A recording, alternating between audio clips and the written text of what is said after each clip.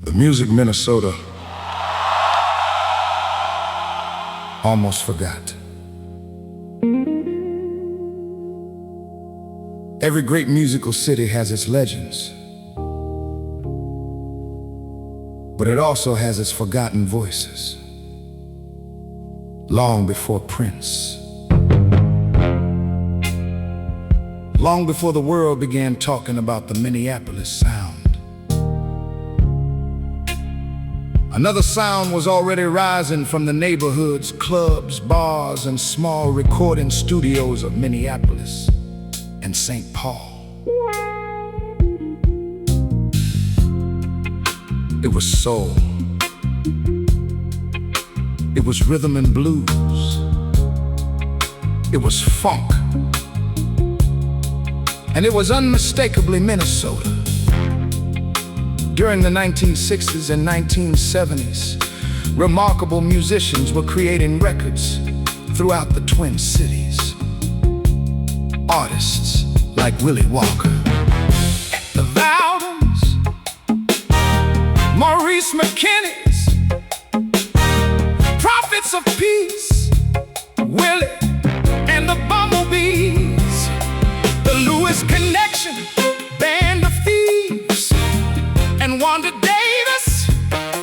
They played the clubs, they recorded singles, they built audiences, and together they helped create a musical foundation upon which an entirely new generation of Minnesota artists would eventually stand.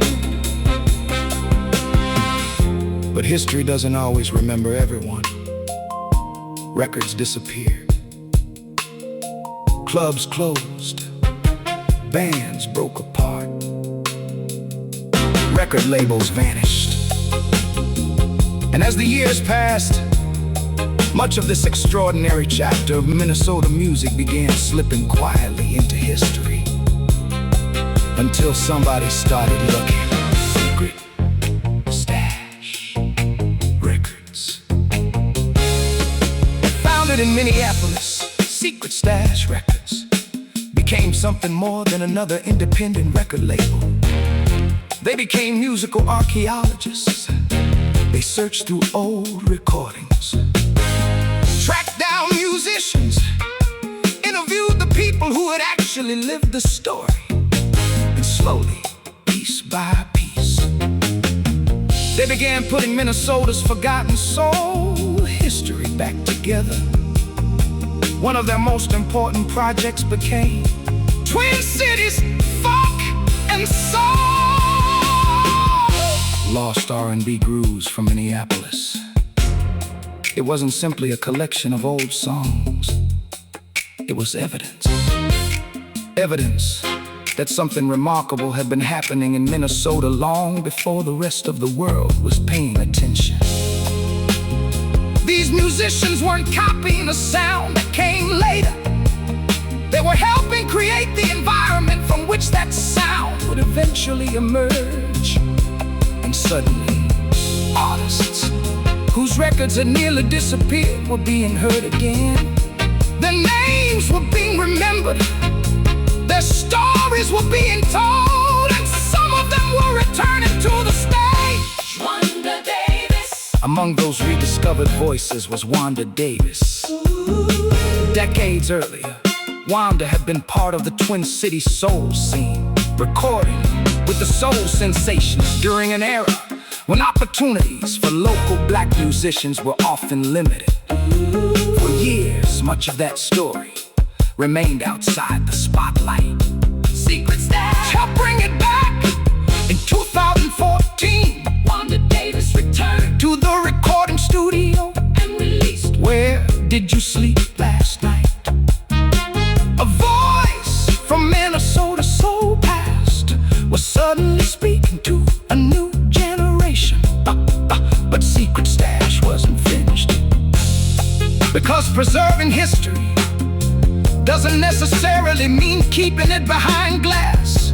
Sometimes you bring it back to life. Sunny nights and the Lakers. That philosophy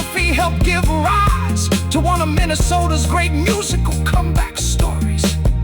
Sonny Knight had been singing since the 1960s. Decades later, surrounded by a powerhouse group of Minnesota musicians known as the Lakers, he found himself at the center of an extraordinary revival. Secret Stash released I'm Still Here in 2014, and the title said almost everything. Sonny Knight wasn't simply remembering the past. He was making new music, performing again, touring, and showing audiences that soul music didn't belong to one particular decade. It was still alive. The legacy! And perhaps that is the greatest contribution of Secret Stash Records. They didn't simply ask, what was the Minneapolis Sound? They asked a much more important question: what came before it? Who were the musicians playing in Minnesota when nobody outside the state was listening? Who made the records? Who filled the clubs?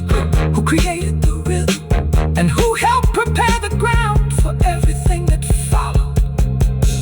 Secret Stash went looking for those answers, and in the process, they gave Minnesota back a piece of its musical history.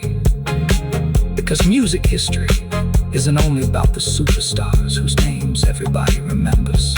Sometimes it's hidden inside an old 45, inside a dusty box of recordings, inside a photograph nobody has looked at for 50 years, or inside the memories of musicians who were simply waiting for someone to ask them, what happened?